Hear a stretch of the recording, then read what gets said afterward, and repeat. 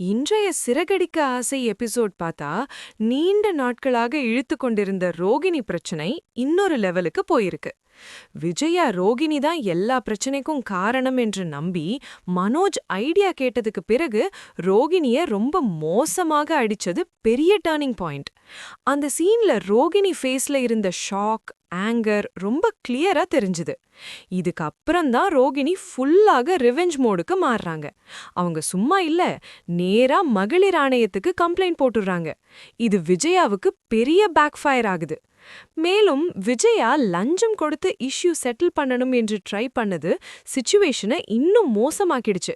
அந்த office scene ரொம்ப ரியலிஸ்டிக்காவும் டென்ஷனாவும் இருந்துச்சு. முத்து மீனா இருவரும் சிச்சுவேஷனை ஹேண்டில் பண்ண ட்ரை பண்ணறாங்க. ஆனா அவர்கள்கிட்டயும் கண்ட்ரோல் இல்லாத நிலை. இறுதியில் மனோஜ் தான் வந்து பேசணும் என்ற நிலைக்கு போயிடுது. கடைசியில ப்ரோமோவில் வந்த மாதிரி மனோஜ் ஆபீஸ்க்கு வந்து ரொம்ப இமோஷனலா பேசுறார்.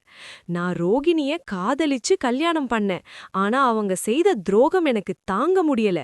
இந்த டயலாக் ரொம்ப ஸ்ட்ராங்கா இம்பாக்ட் கொடுத்துச்சு. ஓவரால் இந்த episode emotion plus family conflict plus legal twist mix ஆக இருந்துச்சு.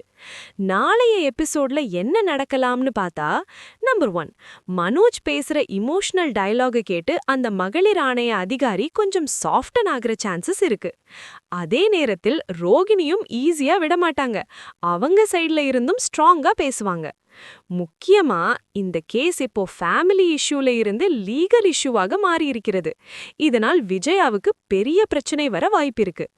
இன்னொரு ட்விஸ்ட் என்னன்னா, மனோஜ் இன்னும் ரோகிணிய லவ் பண்றது கிளியரா தெரியுது. அதனால் ஆபீசர் அவர்களை காம்ப்ரமைஸ் பண்ண சொல்லலாம். அல்லது ரோகிணி இன்னும் பெரிய ப்ரூஃப் எடுத்துக்கொண்டு வந்து விஜயாவை சிக்க வைக்கலாம். இப்போ ஸ்டோரி ஃபுல்லா ரோகிணி வர்சஸ் விஜயாக மாறியிருக்கு. மனோஜ் நடுவுல சிக்கி தவிக்கிறார். நாளைக்கு காம்ப்ரமைஸ் ஆகுமா இல்ல இன்னும் பெரிய சண்டையா மாறுமா? அதுதான் நெக்ஸ்ட் எபிசோட் ஹைலைட்.